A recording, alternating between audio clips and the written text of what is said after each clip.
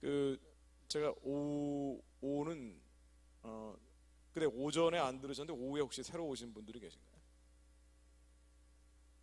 네, 오전에 계셨던 분들이잖아. 예, 다행입니다. 오후에 새로 오신 분이 계시면 좀 부담스러운데 오후는 제가 대충 하겠습니다. 졸리시지 않으세요? 저만 앉아서 그러나요? 네. 자, 그래서 이제 오후는 기도회 위주로 제가 인도를 하고자 합니다. 제가 그래서 이 말씀을 드리고 기도하면 좋을 것 같습니다. 죄에 대해서 말씀을 드렸는데 내 안에 흉악한 것들이 있다라는 자백 아닌 자백을 했습니다. 근데 가장 큰 죄는 우리 안에 수많은 절망감, 낙심, 낙담, 열등감도 있고요. 열등감 죄죠. 열등감은 죄입니다. 자존심도 죄예요. 그리고 자아에 대한 집착이잖아요. 자기를 부인할 때 십자가를 질 수 있다고 예수님께서 얘기하셨는데도 불구하고 자기가 부인되지 않는 거죠. 겉사람에 대한 자존심, 겉사람에 대한 열등감, 이거 다 하나님 앞에 죄입니다. 나약함, 나태함 죄죠. 청년들이 가장 많이 빠지는 죄가 바로 나약함과 나태함입니다. 청년들은 가진 게 없잖아요. 금수저 말고는 은수저, 흙수저, 별로 가진 게 없는 게 청년들이기 때문에 내세울 게 없단 말이에요. 젊은 말고. 그러다 보니 나약함과 나태함의 젖기가 너무 쉬워요. 청년 때 부모들이 보기에는 좀만 더 열심히 하면은 성취할 수 있을 텐데도 불구하고 게으른 애들이 참 많죠. 쉽게 우울해지고 얘기하다 보니까 제가 또 막 잠이 깨면서 흥분을 하기 시작하는데, 아니 왜 이렇게 잠수를 많이 타는지 모르겠어요. 애들이 20대 애들은 하여튼 무슨 2주 말라고 하면은 이게 다 잠수를 타버려요. 이게 뭐 북한 구원에 대한 마음이 뜨거운 불씨가 들어간다고 하더라도 오래 가지는 않습니다. 가봐야 6개월? 좀 더 가봐야 2년 이상 간 친구들을 보면은 희한한 좌파 선교단체들 들어가서 그게 업이 돼버린 애들. 뭐 한동네 나온 애들이 왜 그런데 그렇게 많이 가는지 모르겠어요. 특정 학교로 얘기해서 미안합니다만은 너무 그런데 많이 가더라고요. 선교사 자제분들이 가가지고. 그러니까 북한의 우상 숭배 체제가 무너져야 된다라고 불씨를 받은 젊은 친구들이 자신의 인생의 무게가 너무 무거우니까 아직 밥벌이를 못하고, 그러니까 먹고 살고 입는 문제로 인해서 내 코가 석자인데 누구를 걱정하냐는 거예요. 여기에 빠져버린단 말이죠. 사실은 자세히 들어가 보면은 그 안에 수많은 감정적인 장애물들이 있기 때문이에요. 낙심하고 낙담하고 절망하고 또 열등감, 열패감, 상실감, 패배감, 온갖 복잡한 감정이 똘똘 뭉쳐있기 때문에 하나님이 불씨를 줬는데도 불구하고 일어나 빛이 안 나오는 겁니다. 그 죄인지 모르기 때문이죠. 싸우려고 하는 게 뭐하고 싸우고 있냐고 봤더니 나 취업시켜달라고 그 기도만 하고 있는 거예요. 이 기복 종교가 뭐가 다르냐 말이에요. 우리는 문제를 해결해 달라고 기도하지만 하나님이 그 문제를 주신 이유는 그 문제 앞에서 내 안에 있는 죄가 깨어지길 바라시는 거거든요.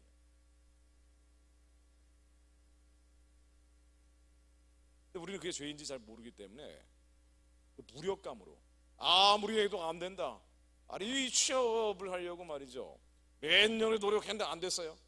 결국은 낙심, 낙담, 절망하고 무력감 속에서 무기력해지니까 해도 안 되니까 뭐 어떻게 하겠어요? 나약해지고 나태해집니다. 제가 아는 친구가 아주 공부를 잘해가지고 한국에서 대학을 다니다가 외국으로 유학을 갔어요. 거기서 의학전문대학원에 다녔어요. 의사가 되는 거죠. 외국 의사가 되는 겁니다. 외국에서 살고 싶었던 사람이니까. 근데 이게 이제 여러 가지 뭐 건강의 문제라든가 여러 가지 안 좋은 일들이 벌어져가지고 코로나 전에 왔어요. 그 의학전문대학원을 잠시 휴학하고 왔는데 또 집안 환경이라든가 또 상황이 꼬이기 시작한 거예요. 다시 돌아가지를 못하고 여자친구인데 나이가 이제 30이 넘어가는 거예요. 돌아보면은 이렇게 내가 공부를 잘했는데, 근데 나보다 공부 못하던 애들은 나이 30에 괜찮은 남자 만나가지고 결혼해서 애 낳는 친구도 있고 전문직으로 잘 나가는 친구도 있는데 나는 아무것도 아닌 거예요. 그러니까 이런 상황에서 어떻게 느껴지겠습니까? 억울하죠. 원통하죠. 나는 열심히 노력을 했는데 안 풀리니까, 인생이 안 풀리니까 말이에요. 그래서 제가 가만히 들어보면은 이 친구는 하나님의 특별한 부르심이 있는 친구, 굉장히 그릇이 큰 애란 말이에요. 하나님의 부르심과 택하심이 있는데 이게 꼬이니까 하나님이 인생을 꼬이게 만들어 버리신 거예요. 꼬이게 만들어 버리니까 절망하고 낙심 낙담 속에서 무력해지고, 전형적인 코스입니다. 나약해지고 나태해집니다. 자기 힘으로 어떻게든 돌파해 보려고 하는데 이게 계속 갇히는 거예요. 이런 젊은이들 얼마나 많냐. 근데 하나님이 왜 이렇게 하셨는지, 왜 그런 광야로 몰아가셨는지, 그 질문에 대한 대답은 하나님이 내 안에 죄를 발견하고 싸우기 위함. 아마 이 친구가 자기 안에 있는 그 절망하는 습관, 그 나약하고 나태해지는 버릇, 우울감, 특히 여자친구랑 그 우울감이 주기적으로 온단 말이에요. 이게 이거하고 싸워 이기면 아마 하나님이 끄집어내서라도 쓰실 친구란 말이에요. 우리가 이 죄를 깨닫고 싸우기까지가 너무 많은 시간들, 시행착오들이 필요한 거죠. 안타깝게도 저도 똑같이 그런 길을 걸어온 거고, 청년들한테 계속 얘기하는 게, 제가 뭐 아카데미라고 청년들 모아가지고 하는 것도 지식과 정보를 집어넣는 게 아니고요, 우리가 죄와 어떻게 싸워야 되는지 싸움의 기술을 가르쳐 주려고 하는 겁니다. 그래야 시행착오가 줄어들거든요. 누구나 저처럼 돌아오면 안 된단 말이에요. 저처럼 빙글빙글 돌아가지고 가면 안 되겠죠. 열심히 노력하는데 땀과 눈물과 피도 흘려봤는데 되는 건 하나도 없고 결국 하나님에 대한 원망과 투덜거림만 남게 되면 얼마나 비참하냐 말이죠. 그러다가 결국 나락으로 떨어져서 그래도 하나님 붙잡아야 된다고 또 올라오고, 그리고 나서는 인생이 사실은 마감되는 경우가 얼마나 많습니까? 청년들이, 특히나 젊은이들일수록 인생이 잘 안 풀리죠. 풀리면 그건 좀 이상한 거예요. 하나님이 잡은 사람들은 반드시 시련과 고난과 고통이 옵니다. 아프니까 청춘이다가 아니라 믿으니까 아픈 거예요. 원래 그런 거라고요. 여기에서 이 문제를 돌파하기 위해서 기도하기 전에, 하나님 나 진학시켜주세요, 나 취업시켜주세요, 나 유학시켜주세요, 나 승진시켜주세요 라고 기도하기 전에 내 안에 이 어둡고 습습한 것들 주님의 이름으로 다 깨버려야 됩니다. 근데 이게 어떻게 깨달아지는 거 아니? 제 설교를 들어서가 아니라, 제 강연을 들어서가 아니라 말씀을 읽을 때 깨달아진다. 저도 이걸 하루 종일 중얼중얼 3년 하니까 깨달아지더라고요. 이게 이게 지식적으로 알아봐야지. 제 성경책 보세요. 이 성경책이 걸려요 이게 도대체. 이거 7색깔 총천연색 무지개 색깔로 다 이렇게 공부해봐야 지적으로 들어가는데, 이게 심령없이 관절을 찔러 쪼개는 거는 이건 또 다른 차원의 문제더라고요. 그래서 시편 1편 1절에 나오듯이, 복이 있는 사람은 악인들의 꾀를 따르지 아니하며 죄인들의 길에 서지 아니하며 오만한 자들의 자리에 앉지 아니하고 오직 여호와의 율법을 즐거워하여 주 안에 주님의 말씀을 묵상하는도다. 묵상이 하가잖아요. 하가 소리내어 중얼중얼 거리는 거 아닙니까? 근데 우리가 하루 종일 하나님의 말씀을 중얼중얼 거리지 않으면 우리는 무조건 겉사람이 있기 때문에 외물의 영향을 받아서, 사람의 영향을 받아서 우리는 무조건 악인의 꾀를 쫓게 돼 있어요. 무조건 죄인의 길에 서게 돼 있다고요. 오만한 자들의 자리에 가게 돼 있는 거예요. 하나님의 말씀을 읊조리지 않으면 하루 종일. 그러니까 걱정, 근심, 염려될 때 다른 거 찾기 전에, 스트레스 푼다고 그 마블 영화 보기 전에 하나님의 말씀을 그냥 중얼중얼 거리는 거예요. 중얼중얼 거리는 겁니다. 기도는 그 중얼중얼 거리다가 이제 말씀으로 기도해 보신 분들은 아시겠지만 어느 순간에 쾅 오죠. 근데 이 쾅 오는 게 하나님께서 마음에 감동을 주시는 건데, 어떤 때는 몇 장을 그냥 읽어도 감동을 안 주실 때도 있어요. 그냥 읽는 거예요. 중얼중얼 거리는 겁니다. 왜냐하면 하나님의 말씀이 하나님이기 때문에, 이 말씀이 하나님이기 때문에 우리가 수많은 은사를 삼아가 은사가 오기도 하지만, 그 은사는 영혼, 이 혼적인 요소를 바꾸진 못하거든요. 하나님이 보여주시고 들려주시기도 하지만 그게 인간성을 변화시키진 않잖아요. 그래서 제가 은사 집회 가서 충격을 받았던 게, 이 은사자가 와가지고 불 쏘고 있으면은 맨 앞자리 차지하려고 목사님들이 멱살 잡고 싸우고 있어요. 내가 앞자리 찜해놨는데 왜 뒷줄에 있는 사람이 앞으로 왔냐 그러면서 서로 다투고 있단 말이죠. 아니, 그런 은사를 받아가지고 무엇을 위해 쓸지 죄가 뭔지 잘 모르는 거예요. 우리의 가장 큰 죄는 뭐냐면요, 우리 이기심이죠. 에스겔 34장 4절에 나오듯 이 이스라엘 목자들에 대한 얘기인데, 사실은 이 세상의 빛과 소금이 돼야 될 그리스도인들에게 하는 얘기입니다.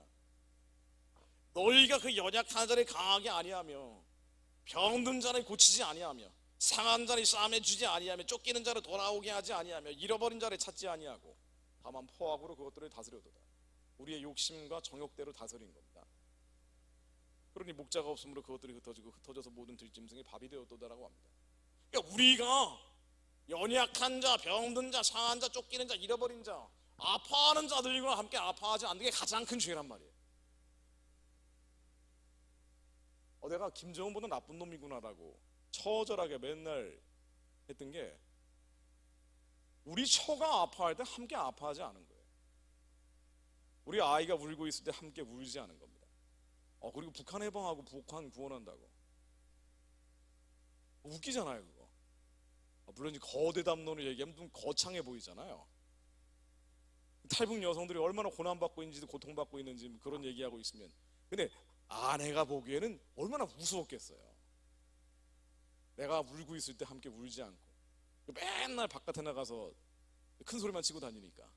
전 집안일에 관심이 없어요. 돈에 관심이 없다는 건 집안일에 관심이 없다는 걸 의미하는 겁니다. 뭐 어떻게 되는지 잘 아무것도 몰라요, 난. 그러니 이게 우리 부인은 진짜 힘들단 말이에요. 저 같은 남편 만나면 굉장히 힘들 수밖에 없단 말이죠. 제가 너무 잘 알고 있어요. 그런데 가장 큰 죄가 뭔지 나도 모르고 있었던 거예요. 아파하는 자들과 함께 아파하지 않은 죄입니다. 우는 자들과 함께 울지 않은 죄라고. 우리는 자녀들에게 항상, 부모는 죄인일 수밖에 없는데 훈계하고 교육하려고는 하지만 그 영혼들이 울고 있는데 함께 울지는 않은 거예요. 걔네들은 살려달라고 하고 있는데 살려달라고 하고 있는 아이들과 함께 울어주지는 않은 겁니다. 이게 이기심이에요. 자기중심적인 생각이라고.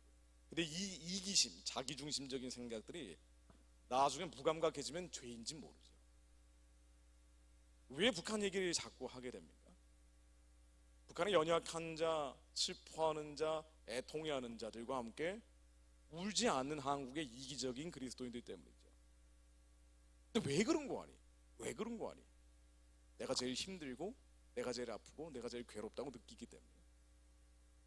근데 내가 아프고 힘들고 괴롭다가 느끼는 그것이 죄인 줄 알고 예수 이름으로 밟아버리면 되는데, 내가 아프고 힘들고 괴롭고 인생이 왜 이렇게 안 풀려라고 하고 탄식하고 있는 그 절망감이, 낙심낙담이 죄인데 죄인지 모르니까 부대껴 안고 살고 있는 거예요. 계속 이건 안고 살고 있는 겁니다. 자기 연민에 빠져가지고. 제가 시애틀에서 기도센터를 만들려고요.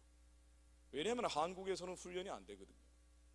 이 세상을 본받고 세대를 본받기 때문에 어떻게든 만들어 보려고 하는데 깨워도 밑 빠진 독에 물 붓는 것 같아요.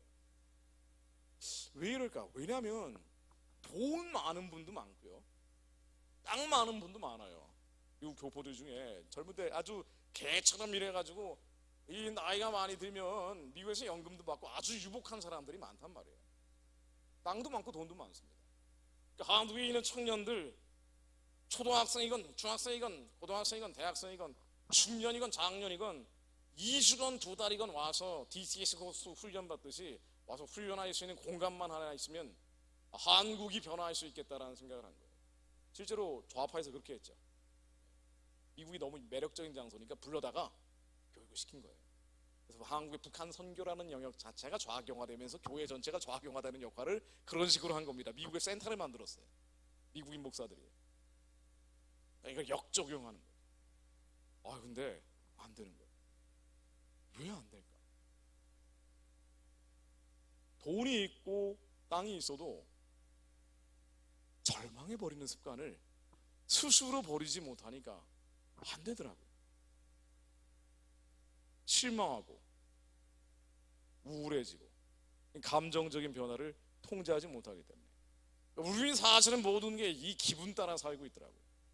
근데 사실은 이것으로 인해 저도 기분 나빠지고 저도 실망하고 낙심낙담하고, 이게 죄인데 이 죄를 깨닫게 해주는 것은 정미하신 하나님의 말씀밖에 없습니다.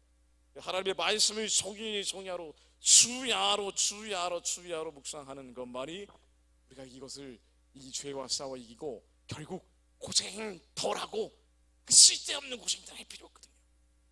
젊은 사람들이 뭐하러 그런 쓸데없는 고생을 하냐고요. 하나님의 일도 할 일이 어마어마하게 많은데 빨리 북한 열고 선교하러 가야 되는데 왜 쓸데없는 시행착오를, 우행들을, 어리석은 일들을 반복하냐고요. 죄가 뭔지 모르고 사람하고 싸우려고 그럽니다. 나한테 잔소리하는 엄마 아빠하고 싸우려고 그래요. 엄마 아빠로 인해서 기분 나빠지는 내 자하고 싸워야 되는데 완전히 밟아버리기를,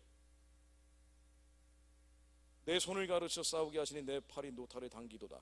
다윗이 내 손을 가르쳐 싸우게 하신다는 하나님 말씀대로 팔에 활을 당겨서 꿰뚫어 그 살짝을 깨버려야 되는데 가나안의 왕들의 살짝을 뚫어버렸다 그러죠. 그 정도로 짓밟아버려야 되거든요. 근데 그거하고 안 싸우고 나를 상처 주는 그 사람과 싸우니까. 하나님의 말씀은, 그래서 주야로 하나님의 말씀을 묵상하지 않으면 우리는 죄인, 교만한 자, 오만한 자가 된다라고 하는 거예요. 그래서 우리의 이기심이 뭐예요? 탐심과 정욕도 있죠. 깍쟁이처럼 내 거는 절대 안 쓰고 남의 것만 뺏어 먹으려는 부자들도 많단 말이죠. 이런 것도 있지만 그 이기심, 내 감정 기분이 제일 중요해. 내 마음에 상처받으면 끝이에요. 기분 나쁘면 끝입니다. 삐지면 끝이에요. 그래서 정작 사륙당하는 자들, 학살당하는 자들, 살려달라고 부르짖는 자들, 우리가 2,500만 명이 저렇게 노예 상태로 있는데도 우리는 별 관심이 없는 거예요. 내가 제일 힘드니까, 내가 너무 삶이 녹록치 않으니까. 조금 감동을 받았다가도 삶이 좀 녹록치 않고 힘들어지기 시작하면 그때부터는 북한 기도는 접어버리는 겁니다. 열방의 회복을 위한 기도도 잠시 내려두는 거예요. 너무 집안에 문제가 많으니까. 그리고 금식도 하고 찬양 기도도 하지만 이 문제를 해결해 달라는 기도로 바뀌기 시작하죠. 이 문제 해결하면 그 다음에 문제 생기고 그 다음 문제 생기고. 제가 그랬으니까. 그런데 내가 죽으니까 삐지는 습관이 깨지니까, 기분 나빠하는 버릇이 사라지니까, 염려증들이 떠나가니까, 우울증이 어린 신흙처럼 발발 헤쳐지니까 하나님께서 이 문제들을 걷어가시더라고요. 걷어가십니다. 자, 얼마 전에 우리 집안 얘기하지 말라는 우리 부인의 강력한 명령을 받아서 집안 얘기를 할 수는 없습니다만은, 하나님 다음으로 무서운 사람이 우리 부인이기 때문에 저는 시키는 대로 다 해야 되거든요. 그래서 제가 집안에 예를 들 수는 없습니다만은 우리는 주야로 하나님의 말씀을 묵상함으로, 여호와의 율법을 즐거워함으로, 주님의 말씀을 묵상하려고 야경이 깊기 전까지 그의 눈은 깨어있도다.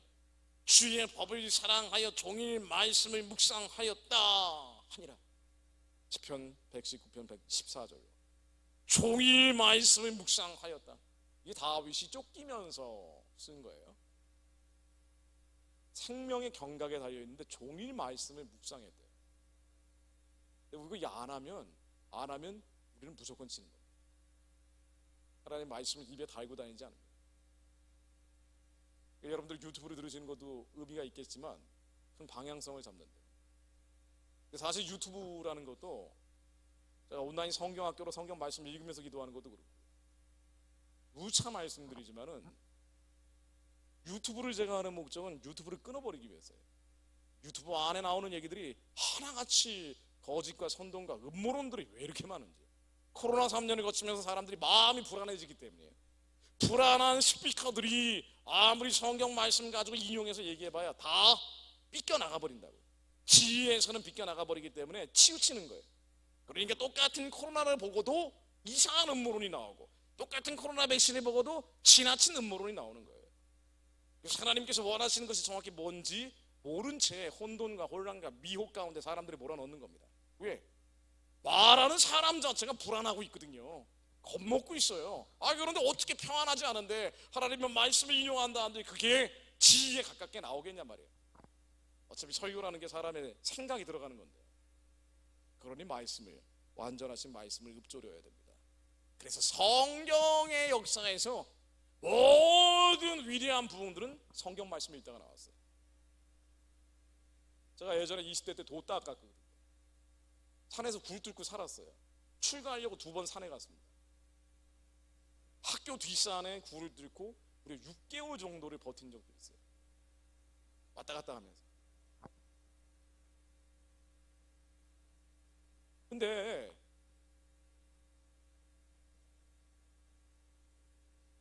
제가 그때 구했던 것은요, 하나님 만나는 거예요. 하나님 만나는 거예요. 천국에 가기 위해서. 그런데 그렇게 아무리 해도요, 저는 이런 거였죠. 동굴에서 물 뚫고 기도하다가 하나님에게 기도하는 겁니다. 다만 예수만이 그리스도라는 생각을 안 했죠. 수많은 그리스도가 있을 수 있다. 다원주의적인 생각을 한 거예요.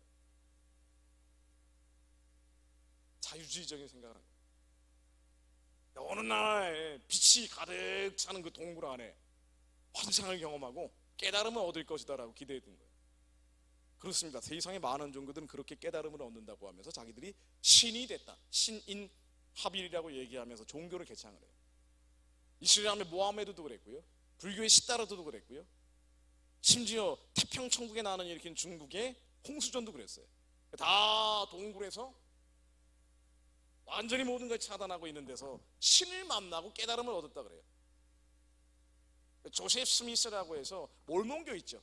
이 조셉 스미스도 그렇게 깨달음의 하나님을 만났다고 얘기합니다. 그런데 성경에, 그리고 교회 부흥의 역사에서 진정으로 하나님 만난 사람들은요, 말씀을 통해 하나님 만납니다. 예외가 없더라고요. 그래서 루터도 성 위의 체험이라고 해서요, 수도원 꼭대기에 옥탑방에서 로마서 말씀 읽다가 하나님의 불이 임한 거예요. 말씀을 묵상하다가 중얼중얼 이게 무슨 뜻인지 하고 있다가 그때 하나님 무엇입니까? 그때 불이 온 거라고요. 깔뱅도 그랬어요. 존 웨슬리도 그랬습니다. 감리교 개척자. 예외가 없어요.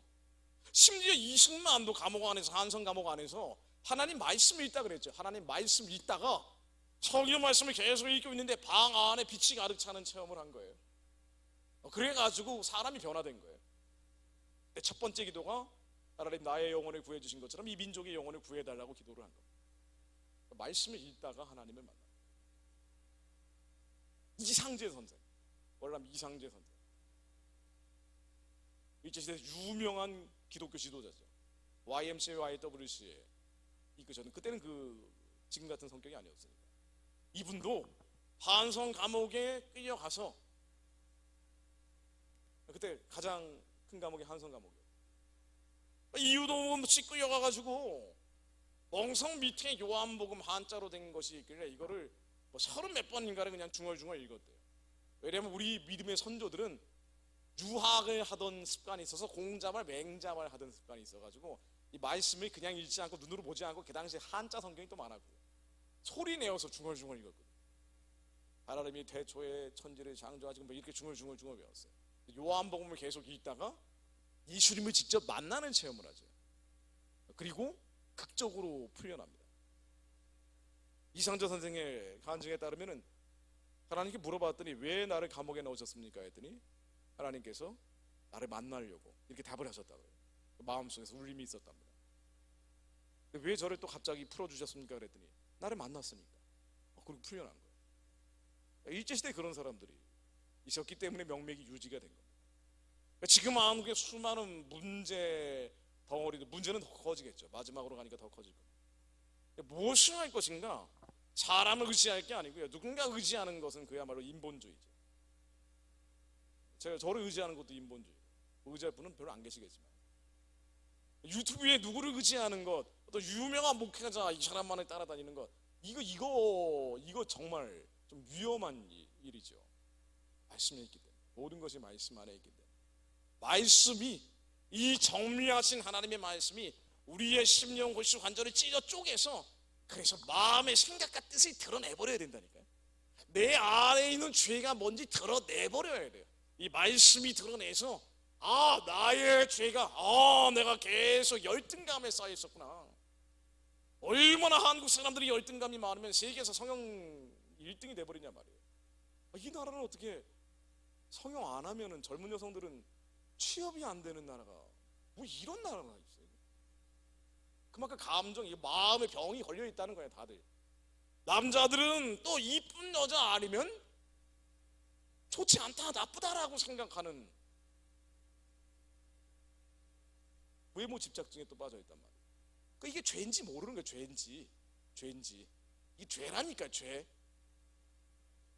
누가 누구에게 깨닫게 해줘서 죄를 깨닫는 게 아니라 내가 이 말씀을 통해서 깨달아져야 되는데, 이것은 오직 들음에서 납니다. 믿음이 들음에서 나기 때문에. 믿음은 들음에서 나며 들음은 그리스도의 말씀으로 말미암느니라. 그 들음은 나의 육성으로 종야로 중얼거릴 때 가장 강력하게 들리고, 믿음은 거기서 나오더라.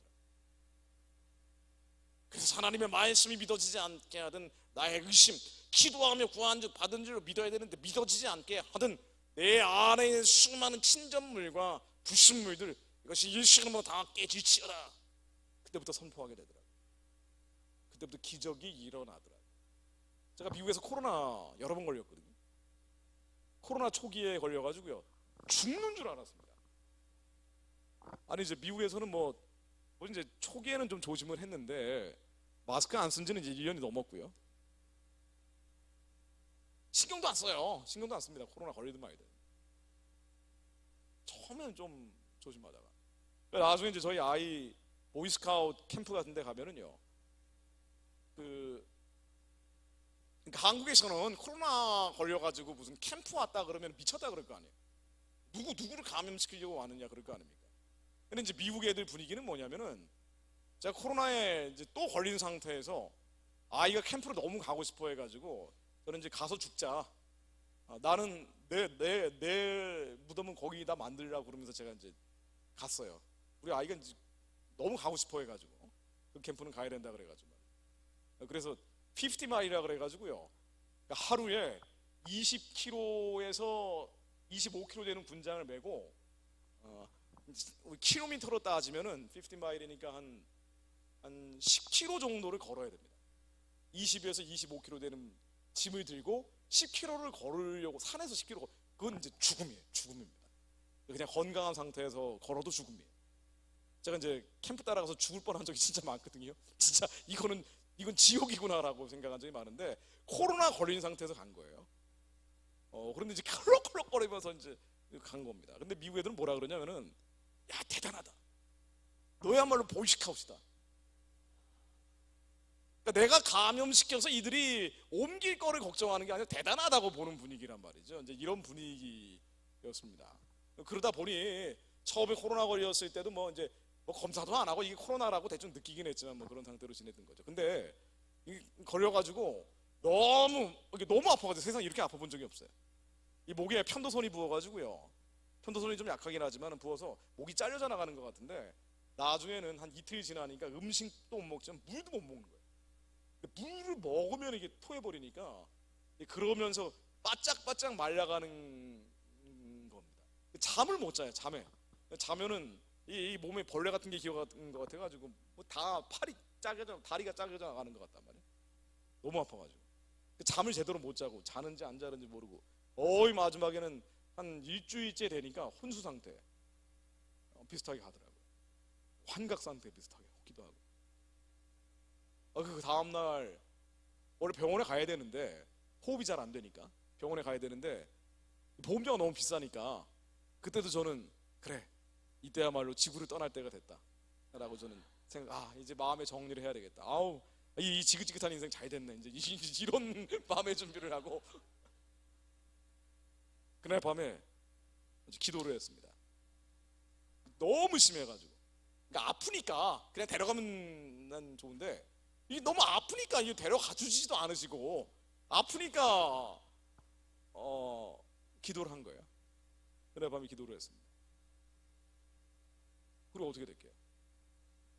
그 다음날 그냥 났어요. 미국에서 그러고 산 거예요.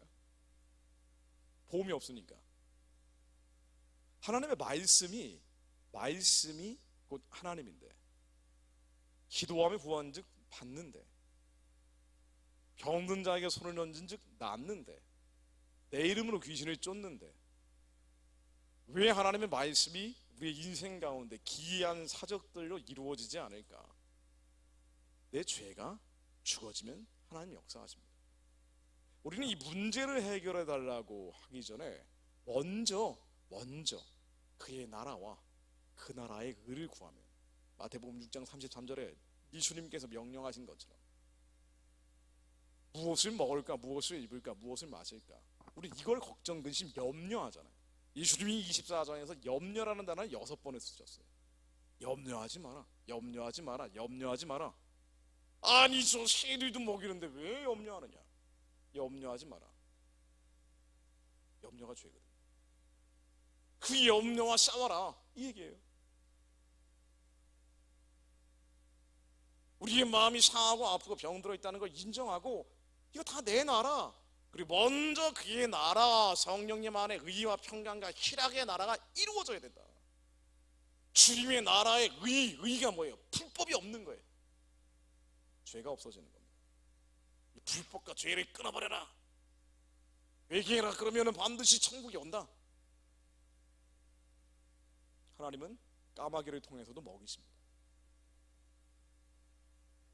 아니 제가 예전에 방송을 하고 그 다음에는 이제 교회 강연을 많이 했고, 미국에 딱 갇혔잖아요. 할 게 없잖아요. 생계를 어떻게 꾸릴 거예요? 생계를 꾸릴 수가 없잖아요.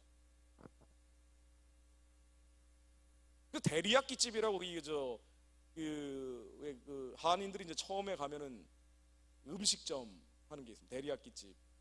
거기서 일을 하려고 보니까 그 한 달에 2,000불을 준대요. 열심히 새벽부터 밤늦게까지 하면. 근데 2,000불을 계산해 보니까 이게 2,000불로는 생활이 안 될 것 같아요. 그리고 코로나가 딱 터지기 전에 유튜브를 시작을 한 거예요. 그래서 유튜브를 잘만 하면은 데리야끼 수입 정도는 나오겠다. 그래서 데리야끼를 안 하고 유튜브를 한 겁니다. 그래서 구글 직원이 돼버린 거예요. 근데 이거 맨날 노란 딱지를 붙여놓으니까 여러 가지 어려움이 많지만, 그럼에도 불구하고 저는 돈을 걱정해 본 적은 솔직히 없어요. 하나님이 까마귀를 통해서도 먹이세요. 우리가 먼저 구해야 될 게 있다는 것을 오랜 기간 뼈저리게 겪어왔기 때문에, 먼저 주님의 나라가 이루어지면 성령님 안에 의와 평강과 희락이 이루어지고, 내 안에 있는 나약함과 나태함, 절망감, 열등감, 자존심, 이 상처, 우리의 자아가 깨짐으로 인해서 상처받았다 그러거든요. 언제까지 내적 치유할 겁니까? 내적 치유 일시적이죠.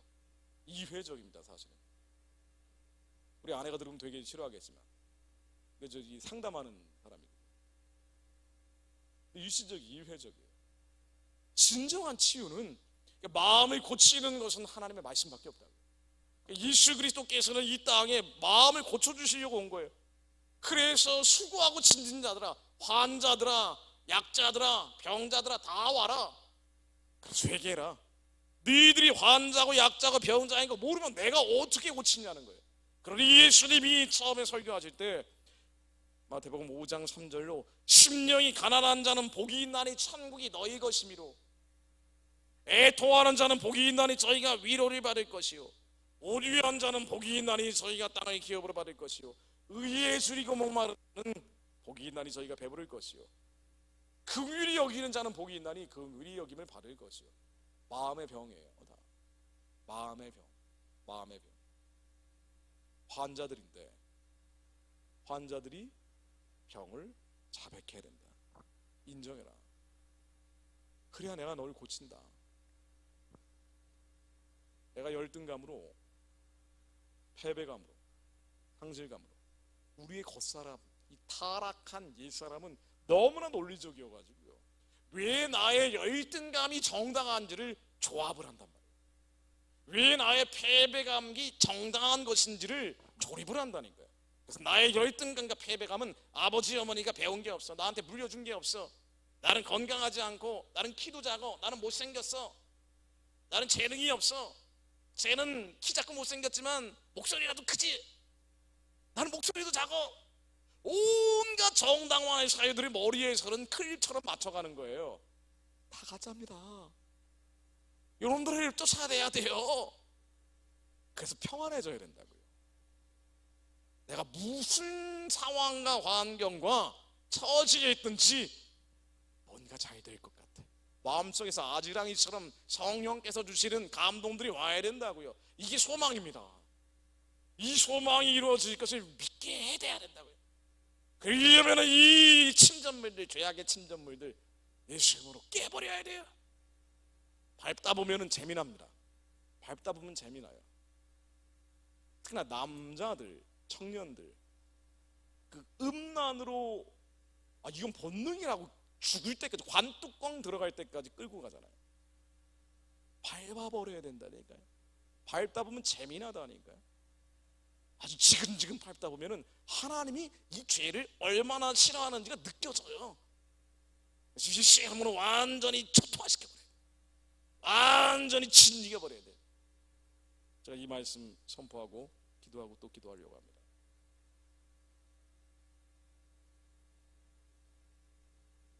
제가 구약의 말씀들 읽으면서 이게 나의 이야기다라는 말씀을 드렸어요. 그래요, 여러분들의 이야기입니다. 수많은 광야의 전쟁들은 나의 이야기예요. 내 마음판에서 벌어지는 이야기들입니다. 예수가 없을 때는, 그 마음속에 예수가 없을 때는 우리는 혈과 육의 전쟁을 할 수밖에 없어요. 예수가 우리의 마음속에 오셨기 때문에 이제는 더 이상 가나안에서 혈과 육의 전쟁을 할 필요가 없다고요. 전쟁은 내 안에서 벌어집니다. 이렇게 전쟁하나. 사사기 5장 12절로 깨일지어다 깨일지어다 드보라여 깨일지어다 깨일지어다 드보라여 깨일지어다, 내 안에 있는 이수 안에 새로운 피조물이 된 나의 영은 깰지어다. 너는 노래할지어다 일어날지어다 바라기 아비노의 아들이여 내 사로잡은 자를 끌고 갈지어다. 10장 24절로 그 왕들을 여호수아에게로 끌어내며 여호수아가 이스라엘 모든 사람들을 부르고 자기와 함께 갔던 지휘관들에게 이르되 가까이 와서 이 왕들의 목을 발로 밟아봐라. 너무 끔찍하잖아. 이 왕들의 목을 발로 밟아라 하며 그들이 가까이 가서 그들의 목을 밟으며 하나님이 왜 이렇게까지 잔인한 전쟁을 이렇게 자세히 기록을 해놨냐 말이에요. 신약보다 더 많아요, 구약이. 그렇게 싸우라는 거예요. 이 왕들의 목, 우리 안에 세상의 신을 따라가는 왕들의 목,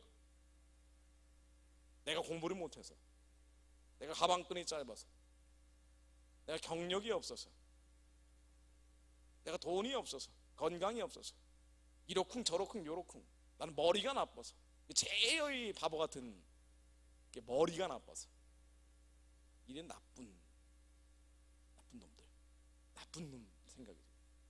사탄이 주는 제일 나쁜 생각, 머리가 나빠서. 사람 머리 차이가 어디 있어요? 거기서 거기지. 생각하는 영역이 다른 거지.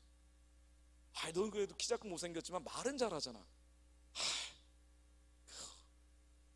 사탄이 주는 생각이에요.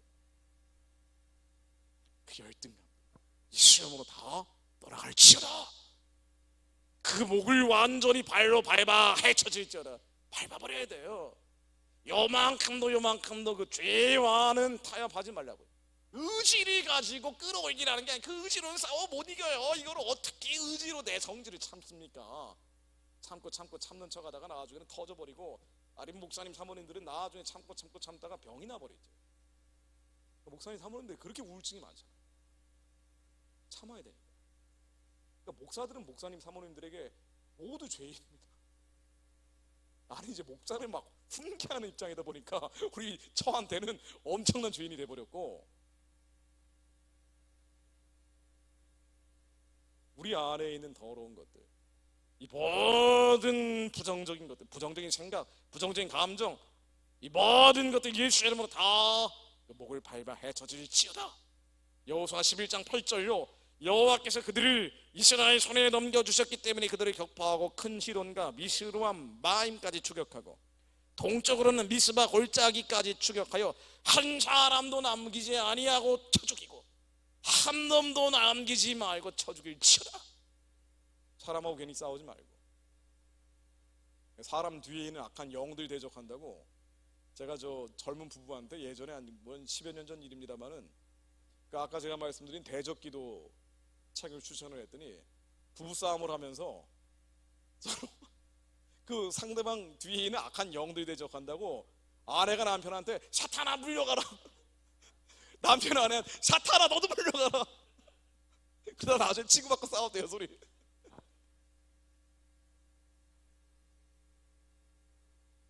우리 안에 있는 원수들이죠. 우리 안에 있는 대적들입니다.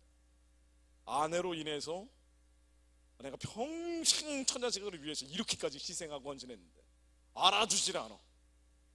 그러면서 내가 하지도 않은 얘기를 아내는 했다라고 나를 강박을 해요.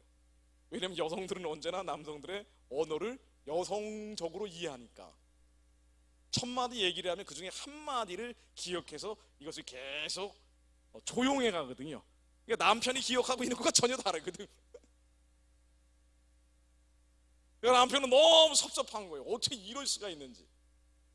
아내는 남자가 왜 이렇게 얘기해야 되는지 항상 억울한 거고요. 그래서 모든 가정은 위와 위태로운 상황에 있죠. 이거 어떻게 해결할 거예요? 죄와 싸워 이기는 자들, 가정이 회복이 되겠죠. 이거는 성경의 원리 아닙니다. 남편이, 이 인간이 끝까지 돌이키지 않으면 어쩔 수 없는 거예요. 한국교회 돌이키지 않으면 어쩔 수 없는 것처럼 하나님이 원하시는 것은 이 상황과 환경, 내 의지로 선택한 것도 아닌데 여기까지 와버린 상황과 환경, 내 안의 죄, 이 섭섭함과 서운함과 억울함과 원통함, 이게 예수의 몸으로 깨시는 겁니다. 내 영이 살아나면, 내 영이 일어나 빛을 발하기 시작하면 남편, 이 원수 같은 남편도 바뀔 거예요. 장담합니다. 체험적으로 얘기합니다.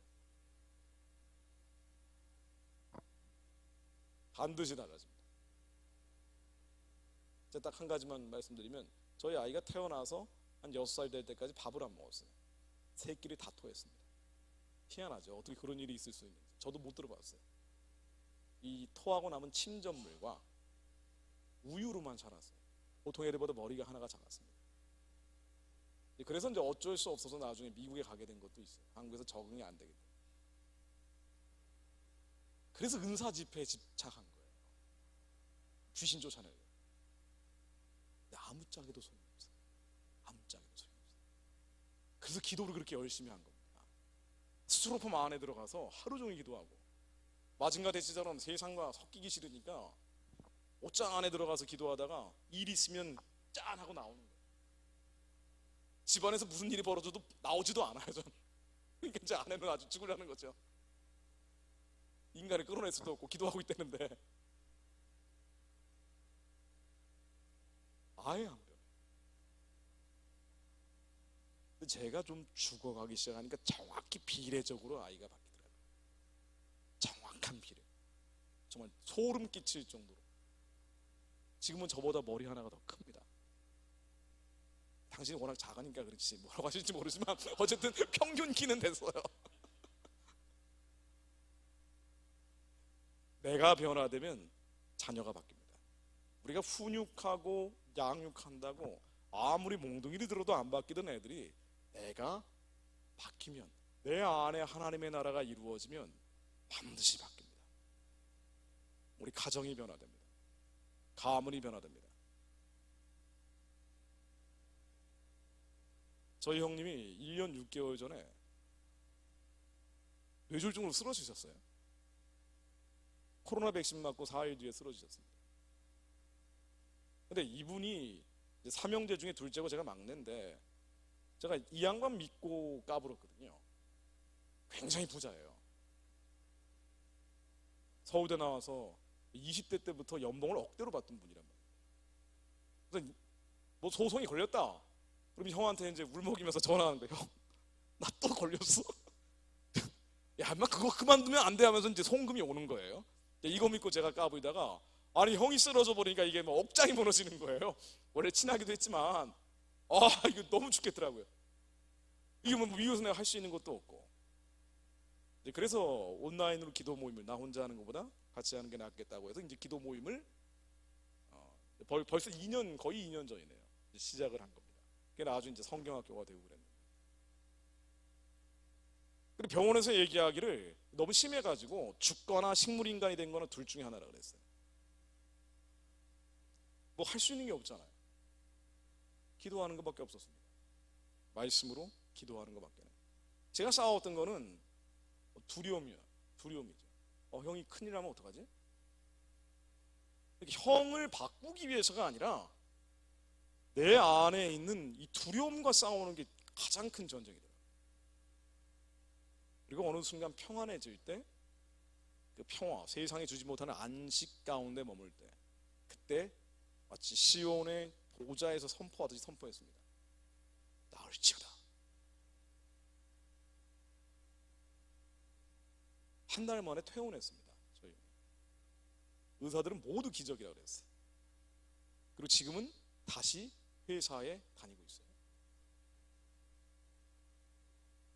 아니 그게 이제 회사의 대표격이기 때문에 사실은 굉장히 복잡한 회사거든요. 근데 다니고 있어요. 그러니까 기적이에요. 기적입니다. 이 기이한 사적들이 대단하다가 아니라 저는 믿었어요. 평소에는 불안하니까 안 믿어졌는데 내 죄를 거리의 진흙처럼 밟아버리고 예수 안에서 선포할 때는 믿어졌어요. 그렇게 될 거라고. 근데 이 양반이 아직 교회를 안 나갑니다. 기독교 얘기만 나오면 하여튼 손사래를 치는 사람입니다. 우리 한국에 3년 만에 와가지고 형을 위해서 이렇게 기도했고 정말 많은 사람들이 기도했다 그랬더니 그래? 내가 그래서 나왔구나 그러시더라고요. 저는 이 양반이 언젠가 교회에 나갈 걸 알고 있습니다. 우리는 이 기적들을 경험을 해야 되는데 기적은 불안하고 두렵고 괴로운 상태에서는 일어나지 않죠. 물론 죽기 살기로 그래도 붙잡고 기도할 때는 체험하는 경우도 있지만 하나님은 그 문제를 통해서 우리가 깨끗해지길 원하시는 거죠. 거룩해지길 원하시죠. 금그릇, 은그릇 정도가 아니라 순도 99%가 아니라 100%가 되길 원하시는 거예요. 순도 10%, 12%, 14% 되는 사람들, 하나님이 대적하고 있는 사람들, 우리의 관심이 사실은 아니에요. 아니 쟤네들은 썬데이 크리스천인데 나보다 훨씬 일이 잘 풀리는데 취업도 잘 되고 결혼도 잘하고 육아도 하고 있어. 근데 나는 이게 뭐야? 맨날 주일에 헌신하고 희생하고 11조까지 했는데 그 알바 얼마 남지 않은 돈 가지고 11조까지 계속 하고 했는데 어떻게 내 인생에 이렇게 꼬이지? 하나님이 원하시는 것은 주님이 새 일을 행하셔야 되기 때문에 새 부대에 담글 새술들이 필요하신 거예요. 노골적으로 얘기하면 북한 재건의 일꾼들이 필요합니다. 이스라엘 회복을 위한 일꾼들이 필요하다고요. 그런데 이들은 마치 언더우드 아펜젤러처럼, 언더우드 아펜젤러 같은 사람은 진짜 자기가 없었어요. 이게 우리의 복이었던 거예요. 아펜젤러는 44살에 군산 앞바다에서 순교하셨는데 수영선수 출신인데 이름도 모르는 여학생 구하다가 탈진해서 죽어버렸잖아요. 아니 죽을 정도로까지 할 필요는 없는데 자기가 없는 사람이에요. 언더우드는 50대 초반에 돌아가셨는데 이 양반은 돌아가시기 전해 1년 동안 조선의 영혼들을 구원해야 된다고 2300통의 편지를 썼어요. 1년 동안. 아니 1년에 2300통의 편지를 죽어가면서 썼다고. 죽어가면서. 자기가 없는 사람들이에요. 십자가를 담대히 질 수 있었습니다. 왜? 성령에 따라 살았기 때문에. 성령에 따라 통치받았기 때문에. 성령에 따라 살며 성령에 따라 통치받고 행하기 위해서는 내가 죽어야 되죠. 내 안에 있는 죄들이 죽어야 됩니다. 아직 걸려지지 않은 것들. 사사기 5장 26절에 나오듯이 손으로 장막 말뚝을 잡으며 오른손에 장인의 방망이를 들고 그 방망이로 시스라를 쳐서 머리를 뚫 때 곧 살적을 꿰뚫었더라. 머리를 뚫 때 살적을 꿰뚫을 정도로 내 안에 음란, 정욕, 탐심, 이 부정적인 감정들이 예수 이름으로 다 꿰뚫어질지어다. 완전히 밟아쳐질지어다. 하나는 디르사 왕이라 모두 31 왕이었더라. 여호수아 12장 24절로 가나안에 있는 31 왕, 한 명도 아니고 31놈의 왕을 다 머리를 뚫어버리고 살적을 꿰뚫어버렸어요. 내 안의 모든 시기, 질투, 원망, 불평, 불만, 절망감, 예수 이름으로 다 살적이 꿰뚫어질지어다. 사람들 얘기해. 이거 가지고 계속 마음에 품고 꿍해가지고 얼마나 많아요. 우리가 교회에서도 시험 드는 게 다 그거 아닙니까? 아니 그 사람이 싸가지 없이 얘기한 것도 있지만, 아니 그건 하나님과 그 사람과의 관계라니까요. 하나님이 원하시는 것은, 그런 상황에 노출시키신 것은 하나님이 내 안에 있는 31 왕이 여전히 있기 때문이에요. 머리를 잡으며 살짝을 꿰뚫어버려서 내 안에 이 작은 그릇, 맨날 삐지고 상처받고 틀어지는 이 작은 그릇들, 이 신으로 다 깨질지어다. 여러분, 성격이기 때문에 평생 가지고 가는 거 아니에요. 새 안에 새 땅이 열렸을 때 그 성격 가지고 있으면 어떻게 할 겁니까? 새 예루살렘 백성인데 옆에 사람이 나한테 상처 주는 얘기했어요. 어떻게 할 거예요? 여기서 나갈 거예요? 새 예루살렘에서 나갈 겁니까? 아니면 이놈을 끌어내요 밑으로? 천국은 자기가 죽어버린 사람들이 가는 곳이잖아요. 십자가를 져서 가는 게 아니라 자기가 없기 때문에, 이 겉사람이 후패에서 없어져 버렸기 때문에. 그런데 우리가 실망할 필요가 없는 게, 주님은 뭐라 그러셨냐면 실망하지 마라. 수고하고 힘든 자들아 다 나에게 와라. 너희들이 마음이 아프고 상하고 병들어 있다는 거 다 알고 있다. 우리가 원치 않는데 DNA 안에 들어와 있다니까요. 그 아담 때문이라고, 하와 때문에 온 거예요. 그냥 별로 원치도 않는데 온 거야. 내 안에 들어온 성질이 나 때문에 왔나? 우리 아버지가 들어왔기 때문에 나도 들어온 거지. 그거 어떡하라고. 나는 어쩔 수가 없단 말이에요. 그러나 한 가지 분명한 것은, 그게 죄이고 피 흘려 싸워 이기는 자들, 예수의 피에 의지해서 오직 예수만이 나의 구원자이기 때문에 예수 그리스도 이름으로 밟는 자들은 우리의 육이 벗어지는 순간 그것들 다 날아갑니다. 마지막 남은 것들까지 다 없어지는 거예요. 그래서 우리는 천국 백성이 되는 거예요. 실망할 필요 없어요. 나도 아닌데. 스스로 정죄하지 마시라니까. 정죄하는 것 자체가 그게 원수예요. 대적입니다. 시편 144편 6절로 번개를 번쩍이사 원수들을 흩으시며 주의 화살을 쏘아 그들을 무찌르소서. 예수 그리스도께서 화살을 쏘아 그들을 무찌르 주십니다. 우리는 예수 그리스도 이름을 부르면 돼요. 그 이름을 부르는 자마다 구원을 얻기 때문에. 예수 그리스도 이름으로 내 안에 이 더럽고 추하고 악한 감정들, 상처, 남편이 용서가 안 돼. 이놈이 했던 짓들이 내가 평생 생각해보면 도저히 용서가 안 돼. 그러니까 나이 들면 남자들이 쫓겨나는 이유가 그것 때문 아니에요. 그 이혼하려고 두 분이 갔는데, 실제 사례지만 이제 이혼했으니까 마지막으로 당신 좋아하는 치킨이나 먹자 그러면서 남편이 부인 데리고 치킨집에 갔대요. 그러면서 그 치킨에 날개를 주더래요. 당신이 이거 좋아하잖아. 왜냐하면 평생 부인은 치킨의 날개만 먹었거든. 그랬더니 부인이 하는 얘기, 이 인간아, 날개 좋아하는 사람 여기 있어. 나도 다리 먹고 싶지. 참은 거예요. 부인은 계속. 부인은 참고 그냥 참은 거라고요. 근데 남편은 그것도 모르고 다리통을 다 뜯고 싶은데 치킨 날개를 좋아한다라고 잘못 알고 있었던 거예요. 제 얘기를 왜 여기서 하는지 모르겠어요. 우리 모르는 거예요. 부인이 뭔 생각하는지 모르고 열심히 나는 일을 했다. 거세 담론 얘기하면은 그 대단한 일을 하고 있기 때문에 아파하는 자하고 함께 아파하지는 못한 거라고. 우는 자들하고 함께 울지 못한 거란 말이죠. 그러니까 남편들이 나이 들면 고생하는 거란 말이에요. 미리미리 고생하기 전에 내 안의 죄가 주님의 피로 깨끗해져야 됩니다. 모든 남편은 부인에게 죄인들이에요. 가부장제는요, 이제 남편분들이 많지 않으시니까 좀 찍어서 얘기하는 거 같지만 여러분들이 찍어서 얘기하는 건 아닙니다. 제 얘기입니다. 가부장제 권이라는 것은 남편이 머리라 그러잖아요. 그 머리가 뭐예요? 하나님을 만나는 제사장적 집입니다. 제사장들 집 위에 있다는 것은 하나님과 밀접하기 때문에 더 거룩해져야 된다, 더 깨끗해져야 된다, 더 죄와 피 흘려 싸우는 자를 얘기하는 거예요. 근데 남편이 거룩하고 깨끗해지고 그 죄와 싸워 이기지 않고 남편이 옳다라는 유교적 권위만 가지고 있으면 반드시 가정에는 문제가 생기죠. 남편이 죄가 뭔지 모르기 때문에 거기에서 비롯하는 수많은 문제들이 생긴단 말이에요. 그렇다고 해서 부인들이 어떻게 할 거예요? 남편한테 훈계한다는데 바뀝니까? 안 바뀐다고요. 하나님께서 주신 환경이에요. 천국 가면 다 없어지는 것들, 영원한 게 아니라고요. 하나님이 이 땅에서 잠깐 동안 머물며 훈련시키시는 거예요. 자기가 부인되는 연습을 하는 거예요. 내 자아가 부정되는 연습을 하는 겁니다. 내 안에 있는 섭섭함과 억울함과 원통함 예수의 피로 깨끗게 해주시고, 하나님 제 마음이 완전히 병들어 있는 자입니다. 우리는 너무너무 병들어 있습니다. 하나님 고쳐주십시오.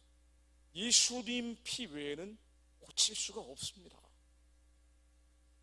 이걸 인정하는 게 신앙이죠. 예수님 피 외에는 나의 마음을 고칠 수 있는 이가 없습니다. 우리 안에 하나님의 나라가 이루어지게 하옵소서. 평화의 나라가 이루어지게 하옵소서.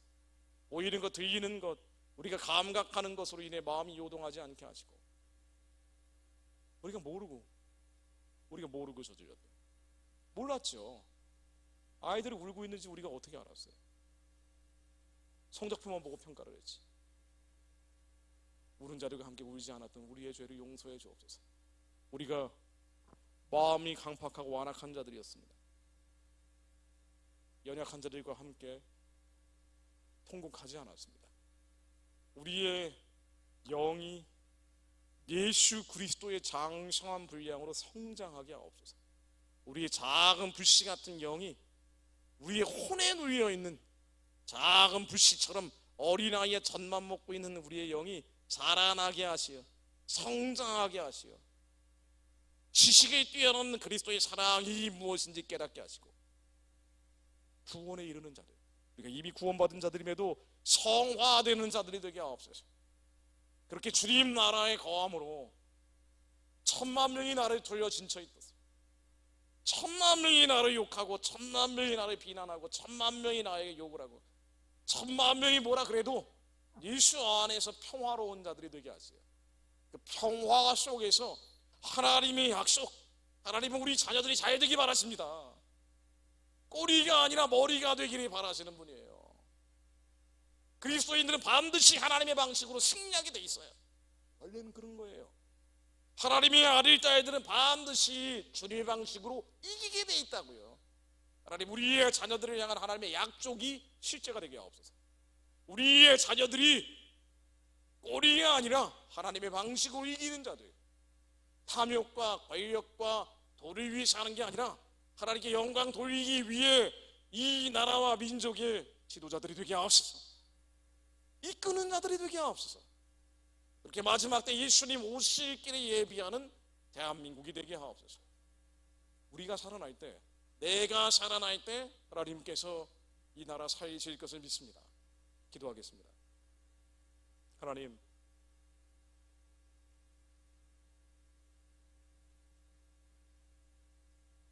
주님의 말씀이 정미하시어 우리의 심령 골수관절을 찔러 쪼개주시고, 부패하고 타락한 겉사람 옛사람 이 자아 예전 자아들을 깨뜨려 주시니 감사드립니다. 하나님, 우리 심장 가운데 이미 머물고 계신 하나님께서 영으로 우리 마음의 울림과 떨림과 감동으로 저희들에게 깨닫게 해주시어 우리의 상한 마음들, 아픈 마음들, 병든 마음들, 하나님 저희들이 너무 힘듭니다.